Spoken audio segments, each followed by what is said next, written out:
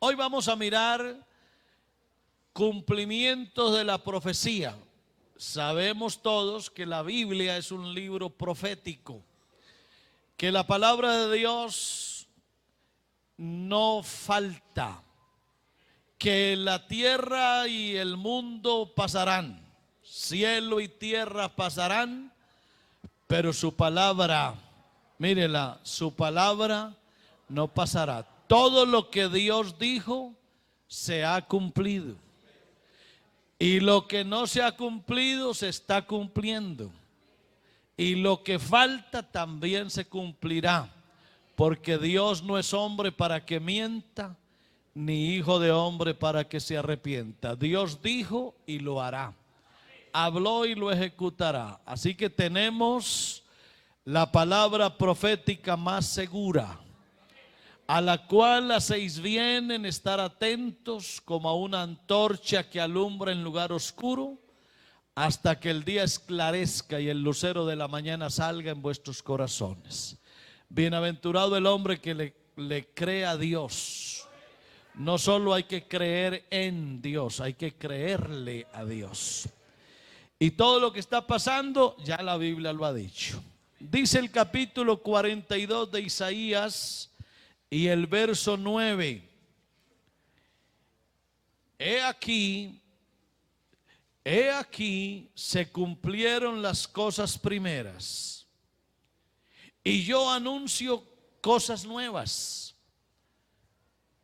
Antes que salgan a luz, yo os las haré notorias. Es decir, antes que todo aparezca, ya Dios lo ha dicho. Cuando uno conoce a Dios y su palabra, a uno ya no lo sorprende nada, porque ya todo lo que va apareciendo, ya Dios lo había dicho. Mire, antes que salgan a luz, yo os las haré notorias. Y lo que estamos viviendo hoy, ya Dios lo había dicho. Habrá en los últimos tiempos terremotos, guerras, rumores de guerra, se levantará nación contra nación, habrán hambres, pestes, de tal manera que nada nos sorprende porque ya Dios lo ha dicho. Capítulo 46 de Isaías, el verso 9 y también el 10. Dice Isaías 46, 9. Acordaos de las cosas pasadas desde los tiempos antiguos, porque yo soy Dios y no hay otro Dios, y nada hay semejante a mí, que anuncio lo porvenir desde el principio. Oiga eso, anuncio lo porvenir. ¿Desde cuándo? Desde el principio y desde la antigüedad, lo que aún no era hecho. Que digo, mi consejo permanecerá y haré todo lo que quiero.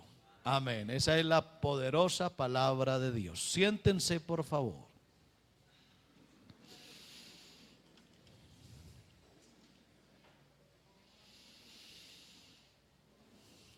Dios no juega a los dados. Es decir, Dios no depende del azar. Las cosas de Dios no son fortuitas, o son de suerte, o pasaron y no se sabía que iban a pasar. Las cosas en Dios pasan porque Dios así lo ha definido. En el capítulo 17 de los Hechos dice que Dios ha prefijado el orden de los tiempos y los límites de la habitación del ser humano. De tal forma que todo el devenir histórico, todos los acontecimientos que le van pasando a la raza humana en todos los tiempos, eso Dios ya lo ha definido. Todas las situaciones que le han pasado al mundo, Dios las ha dicho con antelación, y lo que se vendrá también ya Dios lo dijo. Hay un texto en la Biblia que dice que Él llama las cosas que no son como si fueran. y que delante de Dios no hay nada oculto, no hay nada secreto. Para Dios todo es un eterno presente. La iglesia aprendió el lenguaje de Dios y por eso a la iglesia ya no le sorprende nada, porque la iglesia está avisada. Y hay un pasaje que leíamos estos días en donde dice que el entendido ve el mal, el avisado ve el mal y se esconde. A ver, vamos a ver si lo encontramos. Proverbios 22:3. El avisado ve el mal y se esconde, pero el simple pasa y recibe el daño. A ver, ¿quién es en este caso el avisado? La iglesia. La iglesia que conoce a Jesucristo se ha dedicado a oír la voz de Dios y por eso ya la iglesia está avisada. Y por eso los hijos de Dios hemos aprendido a dejar el mundo, porque la Biblia nos manda a hacerlo y a mirar hacia el cielo. El simple es aquella persona que se pasa toda la vida sin pensar en Dios, sin conocer a Dios, sin oír a Dios. Y por eso sobre el simple vendrá lo que Dios un día dijo y el mundo no lo sabe. Hay muchas situaciones que ya han pasado y se van a cumplir otras. Por ejemplo, la Biblia habla de una época que se conoce como la Gran Tribulación. La Gran Tribulación es lo que en el capítulo 9 y el verso 27 del libro del profeta Daniel está escrito. La Biblia dice que vendrá una semana de 7 años que se conoce como la Gran Tribulación. Se conoce como el tiempo de angustia para Jacob. Jacob en este caso es el pueblo de Israel. Y dice la Biblia que sobre esa semana ocurrirán cosas catastróficas. Dice, y por otra semana confirmará el pacto con muchos, y a la mitad de la semana hará cesar el sacrificio y la ofrenda, y después con la muchedumbre de las abominaciones vendrá el desolador, hasta que venga la consumación y lo que está determinado se derrame sobre el desolador. Esta profecía es para los últimos tiempos, y quiero decirles que ya los últimos tiempos están. Estamos viviendo en los últimos tiempos. La iglesia que conoce a Jesucristo, que salió del mundo, que se alejó de las filosofías y huecas sutilezas de afuera y le puso cuidado a lo que Dios dice, esa iglesia no está esperando la gran tribulación, ni tampoco está esperando el fin del mundo. La iglesia tiene otra expectativa. La expectativa de la iglesia es un proceso que ya se empieza a suceder dentro de poco, que es lo que se conoce como el arrebatamiento de la iglesia. El Señor prometió venir por una iglesia. Por eso en el capítulo 14 de San Juan dijo el Señor: ¿creéis en Dios? Creed también en mí. En la casa de mi Padre muchas moradas hay. Si así no fuera, yo os lo hubiera dicho. Voy pues a preparar lugar para vosotros. Y si me fuere y os preparare lugar, vendré otra vez y os tomaré a mí mismo, para que donde yo estoy, vosotros también estéis.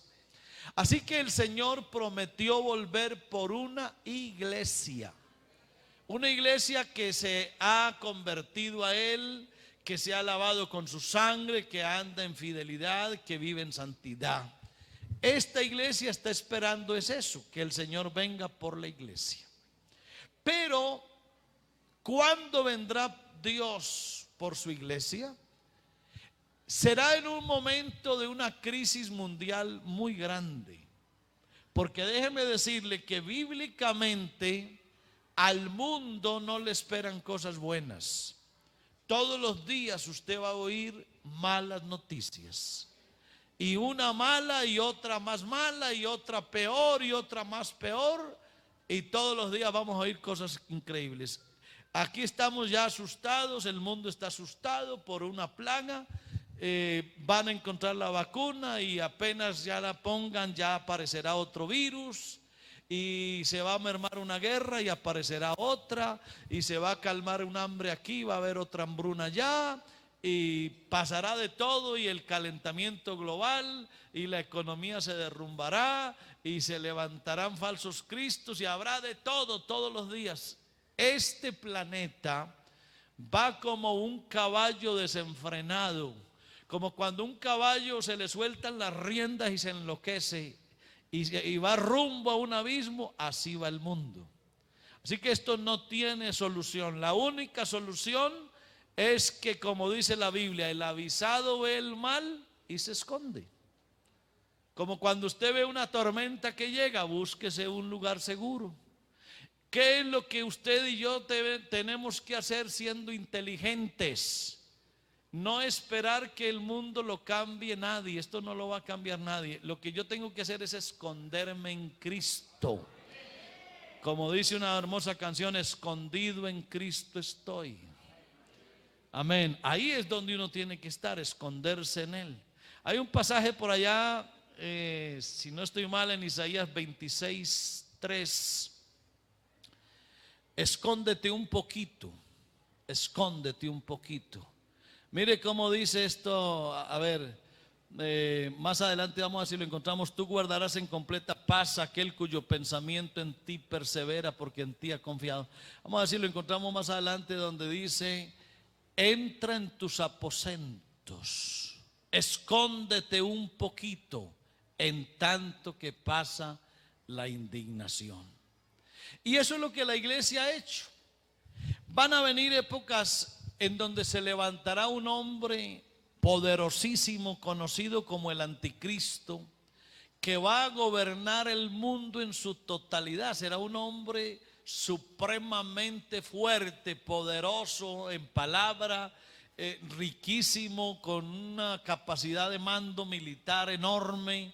Dominará el mundo. Y ese hombre, según la Biblia, tendrá que asentarse sobre el templo de Salomón. Mire lo que dice aquí el texto que le citamos ahora, 26:20. Anda, pueblo mío, entra en tus aposentos, cierra tras ti tus puertas, escóndete un poquito, por un momento, en tanto que pasa la indignación. Esto en primera instancia es para el pueblo de Israel, pero hoy a la iglesia habrá que decirle lo mismo: escóndete en el Señor. En tanto que pasa lo que está sucediendo en el mundo, nosotros estamos metidos en Dios. Volviendo al caso del anticristo, la Biblia dice que se tendrá que edificar el templo en Jerusalén, el mismo que construyó un día Salomón, el que construyó también Zorobabel y el que se destruyó hace mucho tiempo. Se tendrá que levantar un templo algún día en Jerusalén, porque el anticristo se sentará en ese templo y se hará pasar por Dios. Ese hombre será tan poderoso que entrará a ese templo que se construirá, se reconstruirá, y se sentará en el templo y dirá: yo soy Dios. Pero eso se lo va a creer el mundo entero, menos los judíos. Los judíos nunca le van a creer eso, y será lo que se conoce pues como la época más terrible jamás antes vista, que se conoce como la gran tribulación. Ese templo fue construido por Salomón y destruido durante la cautividad babilónica en el año 586 antes de Cristo. Pasaron 70 años y luego ese segundo templo fue construido por Zorobabel en el año 516 antes de Cristo. Ahora la profecía dice que ese templo hay que volverlo a levantar. ¿Cuándo se destruyó últimamente? En el capítulo 24 de Mateo, los versos 1 y 2, dice que el Señor pasaba por Jerusalén y la ciudad fue destruida. Dijo él que ahí no iba a quedar piedra sobre piedra. Mire lo que dice. Cuando Jesús salió del templo y se iba, se acercaron sus discípulos para mostrarles los edificios del templo. Y respondiendo él les dijo: ¿veis todo esto? De cierto os digo que no quedará aquí piedra sobre piedra que no sea derribada. Así que ese templo se derribó, pero ese templo hay que reconstruirlo. Y ya hay maquetas, ya hay un edificio virtualmente hecho. Se dice que por allá en el año 363 después de Cristo se intentó reconstruir el templo, pero los terremotos y los incendios y algunos fenómenos impidieron que eso ocurriera. Pero de todas maneras, la profecía bíblica dice que habrá que reconstruir ese templo. Si usted en su casa saca un rato, léase el capítulo 40 y el 41 del libro del profeta Ezequiel, y allí va a encontrar que la Biblia dice que se va a levantar ese templo. Solo que tiene que levantarse en un sitio especial que se conoce como el Monte de Sión o el Monte Moria, que fue donde Abraham sacrificó a su hijo. Ahí donde Abraham sacrificó a su hijo, acuérdense que lo iba a matar y un ángel le impidió que lo hiciera. Ahí será donde tendrá que construirse el templo. Solo que en este momento, ahí mismo, hay un pueblo que se conoce como el pueblo árabe, los musulmanes, y tienen ahí mismo el edificio más emblemático de toda Jerusalén. Cuando usted ve una panorámica de Jerusalén, observa que el edificio más vistoso es una cúpula como dorada. Esa cúpula, eso se conoce como la mezquita de Omar. Y dicen los árabes, los musulmanes, que fue de ahí de donde se levantó Mahoma, el profeta. Así que es un problema político, social enorme el que se vive allá. ¿Por qué? Porque los dos pueblos, ambos están peleándose Jerusalén. Ambos dicen que Jerusalén es su capital y que ese territorio les pertenece. Los musulmanes o los árabes, los que predican el Islam, ellos están diciendo que ese territorio les pertenece a ellos porque Abraham es su padre. Y en efecto lo es. Abraham no podía tener hijos con su esposa, eran un par de ancianos y no podían tener hijos. Así que en ese tiempo se permitía que la esposa le permitiera a su esposo tener relaciones con una criada, como fue Agar, y de Agar nació un hombre que se llamó Ismael. Ese Ismael se convirtió en el padre de los árabes.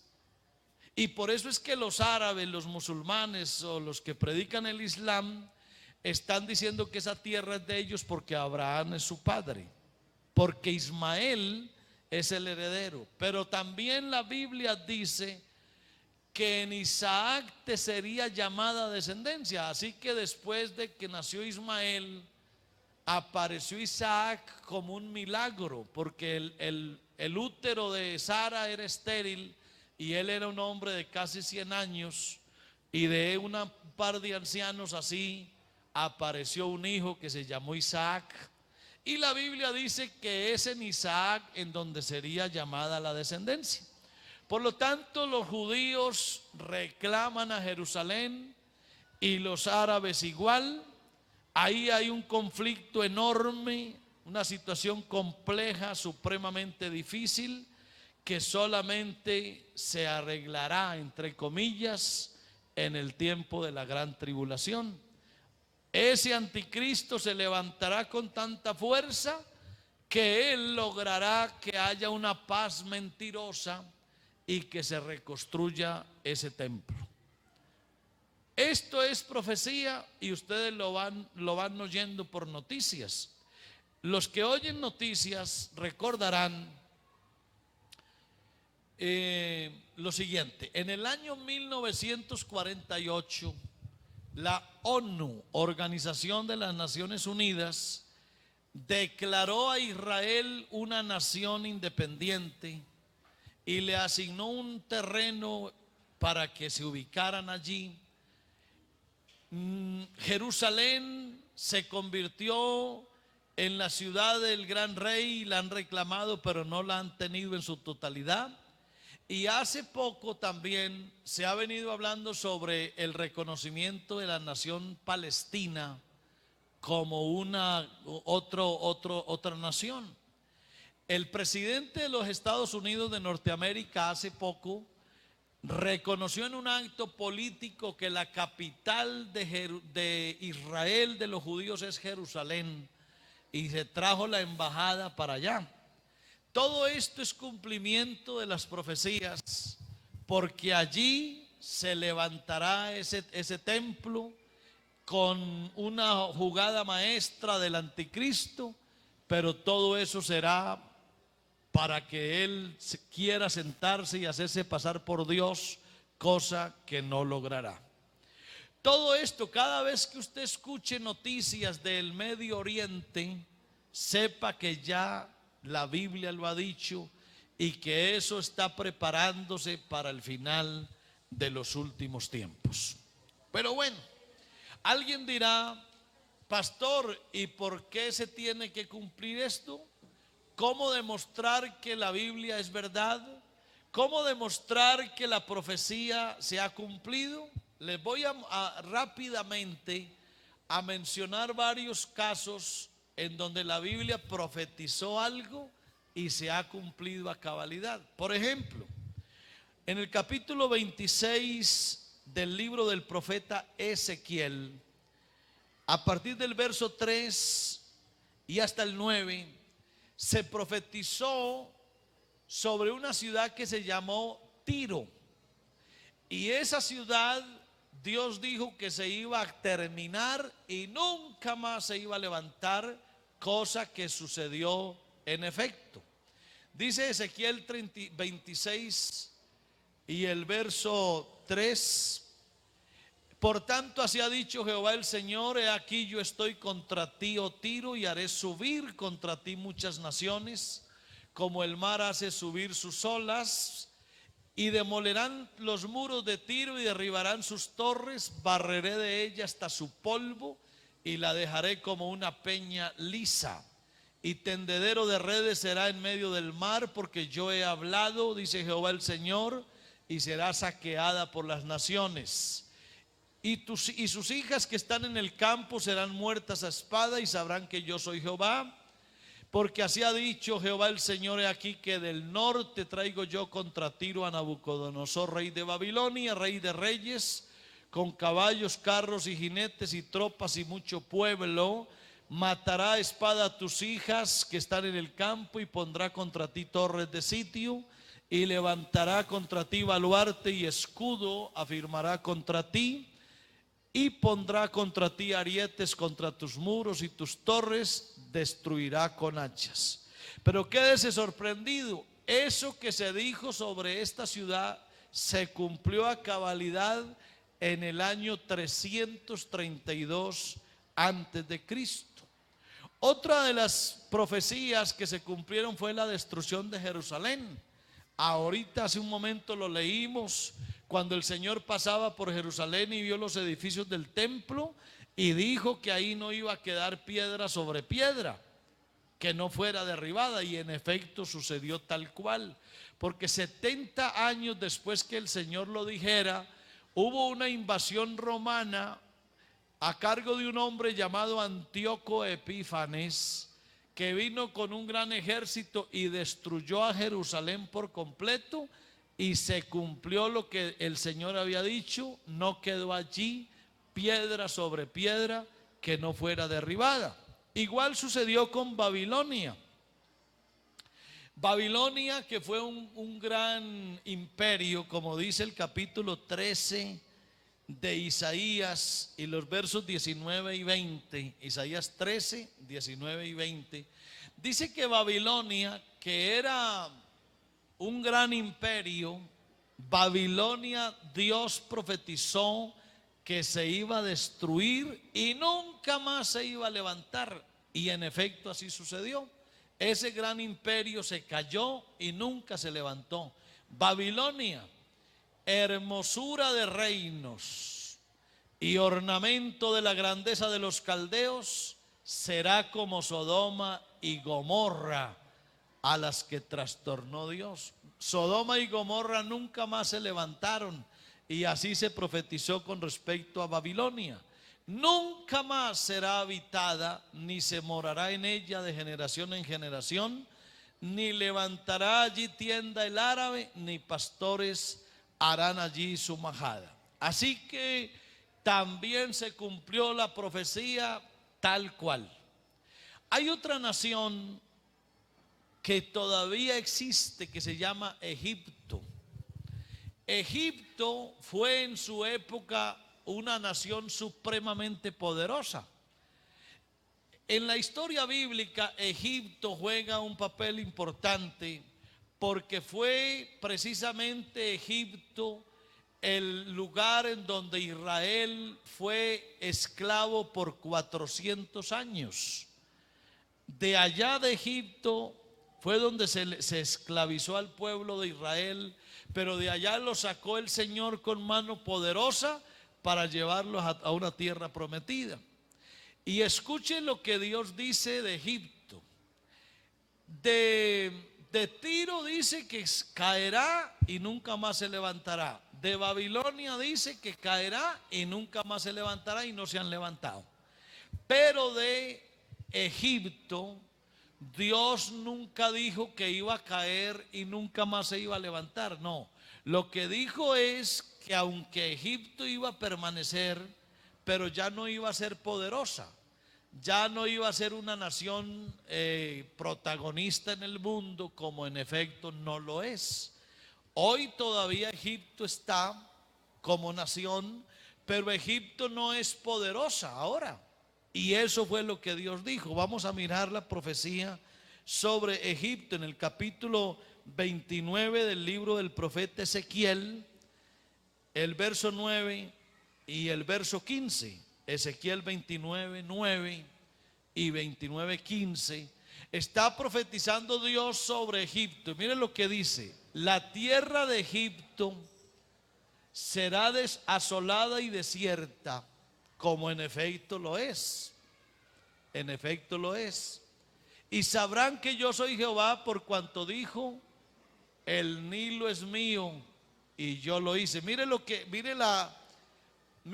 orgullo de los egipcios. Eso no le gustó a Dios. Usted sabe que el río más grande del mundo es el río Nilo, que está en Egipto. ¿Y sabe qué dijeron los egipcios? Que ese río era de ellos, que ellos lo habían hecho. Que vuelva y aparezca el texto, por favor, ahí.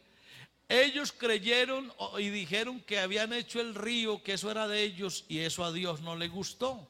Dijeron: el Nilo es mío y yo lo hice. Eso es falso. A Dios no le gustó eso. Y mire el verso 15 del capítulo 29 de Ezequiel, cuando dice que ellos iban a ser humildes. En comparación con los otros reinos, Egipto será humilde. Nunca más se alzará sobre las naciones, porque yo los disminuiré para que no vuelvan a tener dominio sobre las naciones. Y eso es lo que ha pasado. Egipto todavía existe, el rey de Egipto, la nación egipcia, allá están las pirámides, todo. Pero Egipto ya no tiene poder en el mundo, cumpliéndose lo que la palabra de Dios dice. Otra de las cosas que Dios dijo y se ha cumplido a la perfección, ¿se acuerdan ustedes del famoso judío errante? ¿Oyeron hablar del judío errante alguna vez?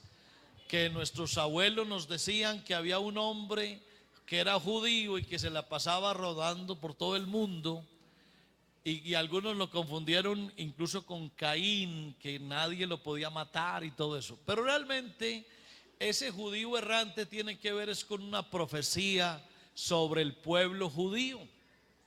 Los judíos o el pueblo de Israel le desobedeció a Dios, y ese desobedecerle a Dios hizo que el pueblo de Israel fuera expatriado. Por eso es que usted ve que en todo el mundo hay judíos. Los judíos están dispersos por todo el mundo. Eso es como fruto de una profecía bíblica. El capítulo 28 de Deuteronomio está hablando de unas maldiciones para el pueblo cuando no le fuera a obedecer a Dios. Y si usted en su casa se lee el capítulo 28 de Deuteronomio, usted encontrará que todas esas maldiciones se cumplieron con Israel. Las maldiciones le llegaron, se convirtió en un pueblo perseguido por todas partes, y eso es hoy el pueblo judío. A los judíos los odia todo el mundo. Solo hay algunas naciones que son aliadas con él, con el pueblo, pero por lo regular los judíos son odiados en todo el mundo. Están rodeados de árabes por todas partes, y la profecía dice eso. Eso va a pasarles a ellos siempre. Pero en medio de toda esa persecución, Dios los levantará y no habrá quien les haga frente. Es más, hoy mismo el ejército judío es uno de los ejércitos más temidos en todo el mundo. Es poderoso. Es una nación pequeña, pero tiene toda la riqueza intelectual. Los más grandes científicos han sido judíos. Los estrategas militares, los hombres más sabios, los grandes escritores son todos judíos. Los grandes empresarios están haciendo, escuche, hasta florecer el desierto. Están sembrando y cultivando el desierto. Así que el pueblo judío es lo más grande que ha pasado. A propósito, se me ocurre una pregunta ahora. ¿El coronavirus ya llegó a Israel? ¿Cierto que no hemos como oído eso? ¿Verdad? Qué curioso, ya llegó a todas partes. Bueno, a lo mejor ya llegó, pero habrá que preguntar si ya ese virus llegó al pueblo judío. Lo cierto del caso es que ese pueblo, el pueblo judío, no le entra absolutamente ya nada, porque Dios lo está preparando para los últimos tiempos. Son las profecías bíblicas. Ahora, vamos a mirar rápidamente algunas cosas que la Biblia ya dice hace añísimos y que los científicos han venido descubriendo poco a poco. Un ejemplo sencillo. Descubrieron los científicos, pensando en el origen de la vida, que la vida se originó en el agua. ¿Y sabían ustedes que la Biblia dice eso? Los primeros seres vivos que aparecieron en el planeta Tierra fue los de agua. Pero eso nosotros no tenemos que estudiar, irnos a Oxford allá o yo no sé dónde. Solo abrir el capítulo 1 del Génesis ya nos enseña que el agua es el primer escenario donde surgió la vida. Pero no por ninguna evolución, sino porque Dios creó la vida y los seres vivos, y los primeros que creó fue los seres que viven en el agua. Pero vamos a darle otra mirada a otras cosas curiosas. Hubo un hombre que se llamó Isaac Newton. Él un día vio una manzana que se cayó y le llamó la atención por qué los objetos caen. Eso lo llevó a estudiar y descubrió la famosa ley de la gravedad. Resulta que este señor se demoró añísimos para saber que había una ley de gravedad cuando ya la Biblia lo había dicho. Vamos a mirar el capítulo 26 del libro de Job, Job 26, 7, donde ya la palabra de Dios había dicho que existe una ley de gravedad, algo que atrae. Dice con respecto a esto de la tierra, cómo flota. Mire, él extiende el norte sobre vacío y cuelga la tierra sobre nada. Cuelga la tierra sobre nada. Los grandes científicos mucho tiempo estuvieron pensando, y las mitologías decían que la tierra era como una mesa inmensa parada en cuatro soportes. Eso dijeron los hombres de ciencia y los filósofos muchos años, pero ya la Biblia había dicho que la tierra cuelga sobre nada. Por eso hay que creerle a Dios y a su palabra. Otros estuvieron pensando y dijeron que eso de que la tierra era redonda, eso era mentira, que no podía ser redonda la tierra. Pero después descubrieron que sí, que la tierra era redonda, porque un hombre se paró en una costa y vio que un barco se fue en alta mar y llegó un momento en que se perdió en la vista. Eso le indicó que la tierra tenía una curvatura y entendieron que la tierra era redonda. Pero ya también la Biblia lo había dicho, Isaías 40 y el verso 22 dice que él, dice la Biblia que él habla del círculo de la tierra. Mírenlo acá. Él está sentado sobre el círculo de la tierra, cuyos moradores son como langostas. Él extiende los cielos como una cortina y los despliega como una tienda para morar. Cuando usted se monta en un avión y el avión va a bastantes pies de altura, usted observará que hay como un tapete de nubes por debajo hermosísimas, que usted se sorprende al verlo y dice: esto no lo pudo haber hecho otro más que el Dios que todo lo creó. Cosas lindísimas que ya la palabra de Dios lo dice. Cosas como, por ejemplo, el peso del aire. ¿Cuánto se demoraron los científicos para saber que el aire pesaba? Por eso es que, ejemplo, a las llantas de los carros, de las motos, se les mide el aire. ¿Y se les mide en cuánto? En libras. ¿Cuántas libras? ¿Libras? Sí, échele 90 libras. Échele 35 libras. ¿Libras de qué? De aire. Porque el aire pesa. Pero eso se demoró el hombre para descubrirlo muchos años, y ya Dios lo había dicho.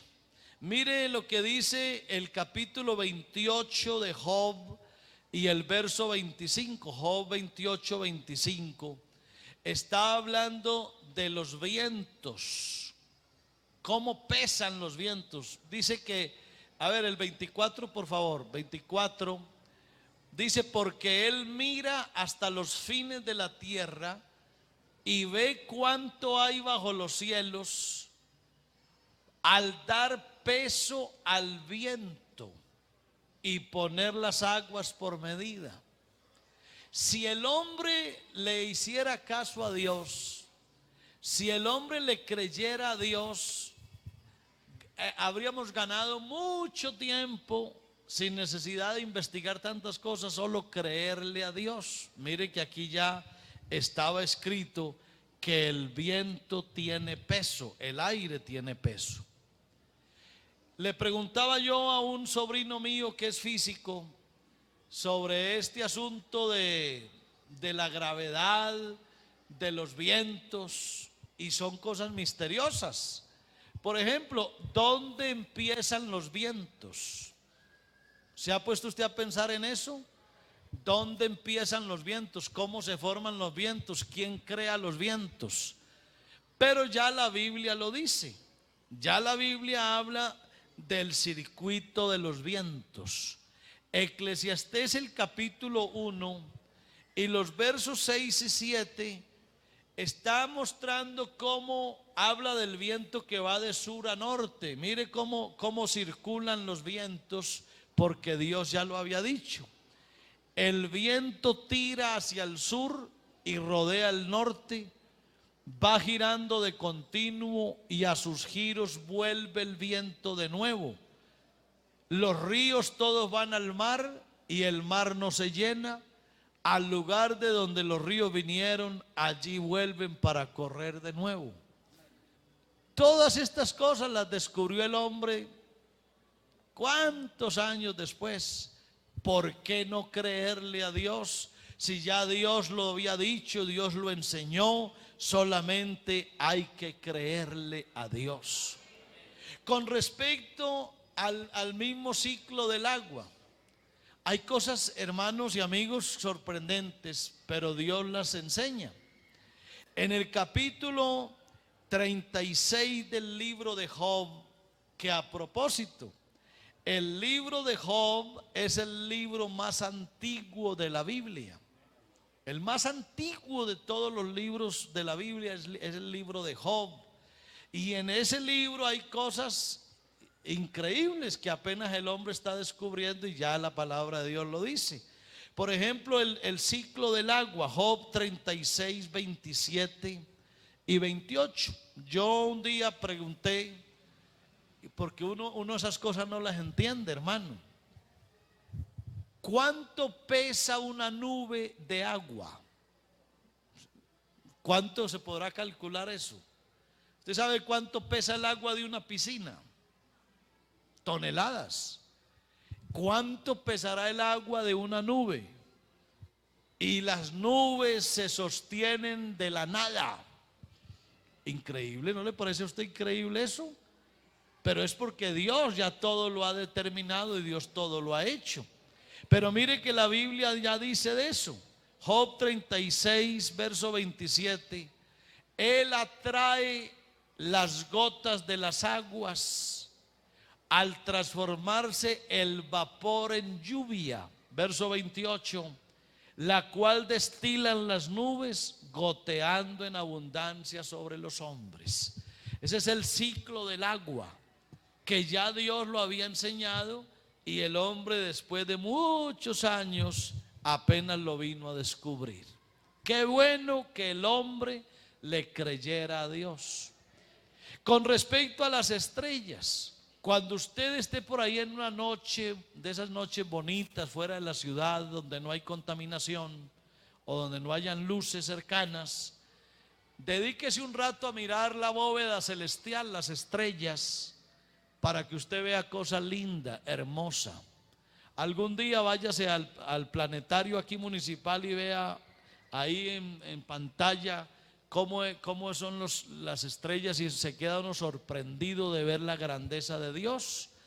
Las solas estrellas le muestran a usted quién es Dios y lo hacen recordar el Salmo 8 cuando dice: cuando veo tus cielos, obra de tus dedos, la luna y las estrellas que tú formaste, digo, ¿qué es el hombre para que tengas de él memoria, y el hijo del hombre para que lo visites? Le has hecho un poco menor que los ángeles, lo coronaste de gloria y de honra.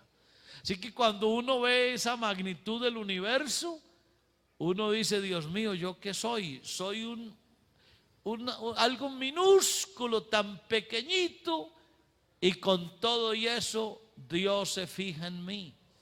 ¿No les parece que eso es algo tan grande y tan maravilloso? Amén. Como dice por ahí una vieja canción, que siendo tan sublime mi Señor y siendo tan pequeño mi corazón, Dios vino a morar en mí. Increíble. Y eso es lo que el hombre está haciendo hoy. Hoy el mundo está preparándose y mirando allá el universo. Ya fueron a la luna, no encontraron vida, no le quieren creer a Dios. Dios dijo que el planeta que fue creado para ser habitado es la Tierra. No hay vida en ningún otro planeta, porque la Biblia dice que la Tierra fue hecha para ser habitada. Ni en Marte, ni en Júpiter, ni en Saturno, ni en Urano, ni en Neptuno, ni en ninguno de ellos hay vida. Pero el hombre no le quiere creer a Dios, y Dios dijo que el único planeta en el que hay vida es la Tierra. Y eso es lo que el hombre está descubriendo hoy. En medio de un universo infinito hay un puntito así chiquitico que es la Tierra, y solo ahí hay vida. Eso es una cosa increíble. Pero es que Dios hizo todo este vasto universo y hizo un planeta chiquitico, y solo ahí hay vida. Y usted y yo estamos aquí. Y el hombre está tratando de contar las estrellas y no ha podido y no va a poder. Lo que sí hace es hacer figuras, y cada figura pues le van poniendo un nombre y se llaman las constelaciones. Y hablan de galaxias y la Vía Láctea y una cantidad de cosas, pero el hombre todos los días se ve abismado ante la creación de Dios. El capítulo 33 de Jeremías está hablando de eso, de las estrellas. Jeremías 33 y el verso 22 habla del número de las estrellas, que el hombre nunca lo podrá contar. Como no puede ser contado el ejército del cielo, ni la arena del mar se puede medir, amén, así multiplicaré la descendencia. Entonces, que el hombre no se dedique a contar las estrellas, que nunca lo va a lograr, porque Dios hizo un universo tan grande que el hombre no lo puede contar. Y quédese sorprendido. Estamos hablando de la Biblia como un libro profético para explicar lo que están pasando, los fenómenos que están sucediendo ahora, que no son nada raros, porque el Señor ya lo dijo. Y ejemplos. Cierto que antiguamente nadie hablaba del famoso estrés. Nada. Pero hoy, ¿cuál es la enfermedad de moda? El estrés. Ya todo el mundo está estresado. Todo el mundo vive estresado. Y ahora todo el mundo vive deprimido. Oye, ¿y tú qué tienes? No, estoy con la depre. Y suicidios por montones y enfermedades rarísimas. ¿Sabe por qué? Porque hoy los médicos y los científicos están descubriendo lo que se conoce como las enfermedades psicosomáticas, que es la relación directa entre lo que yo tengo en mi mente con mi cuerpo. Psicosomático, psico de psiquis, de la mente, somático del cuerpo, soma quiere decir cuerpo. Y han descubierto los médicos que un gran porcentaje de enfermedades que el hombre padece le empiezan es aquí en la cabeza, en lo que piensa. Y por eso es que el hombre, con su depresión, con su estrés, cada vez van surgiendo nuevas enfermedades. Pero eso lo descubrieron los hombres de ciencia hace poco, cuando ya la Biblia lo había dicho hace mucho rato. Vamos a mirar el capítulo 14 de Proverbios y el verso 30, Proverbios 14:30, que ahí habla de enfermedades psicosomáticas. Mire, el corazón apacible es vida de la carne. O sea, un corazón, cuando dice corazón, está hablando del ser de la persona. Y cuando dice que una persona vive una vida tranquila, sosegada, relajada, ¿eso en qué se le traduce? En vida para su cuerpo. Pero la envidia, ¿dónde surge la envidia? En la mente de las personas. ¿Qué produce la envidia? Carcoma de los huesos. O sea que la envidia enferma a la persona. Con alguna razón por allá un personaje dijo, y causó risa lo que dijo, Dijo, es que en Colombia se muere más la gente de envidia que de cáncer. Y eso en el momento que lo dijo sonó raro, pero eso tiene su sentido. La envidia mata, el odio mata, el rencor mata. ¿Por qué? Porque es un asunto psíquico que afecta lo somático, afecta el cuerpo. La depresión, el estrés mata, enferma. Y mire lo que dice el capítulo 17 y el verso 22 de Proverbios, con respecto a que hasta los huesos se secan. Mire lo que dice: el corazón alegre constituye buen remedio, mas el espíritu triste seca los huesos. O sea, ojo con la depresión. Una persona deprimida se muere. Y eso lo descubrieron los científicos hace poco, y ya la Biblia lo había dicho hace siglos. Y quédese aterrado, hermano y amigo. ¿Sabía usted que la Biblia habla hasta de los carros veloces? ¿Quién lo creyera? La Biblia habla, cada vez que usted escucha una moto de esas que pasan ¿y esto qué es? O esos carros que pasan a 300 kilómetros por hora, o esos aviones que vuelan a propulsión a chorro. ¿Sabía usted que la Biblia habla de eso? Libro del profeta Nahum, libro del profeta Nahum, el capítulo 2 y el verso 4. Ya la Biblia había profetizado eso, mírenlo. Los carros se precipitarán a las plazas. Cuando dice precipitarán, está hablando de unas velocidades alarmantes. Los carros se precipitarán a las plazas, con estruendo rodarán por las calles. Su aspecto será como antorchas encendidas, correrán como relámpagos. ¿Se está cumpliendo eso o no se está cumpliendo?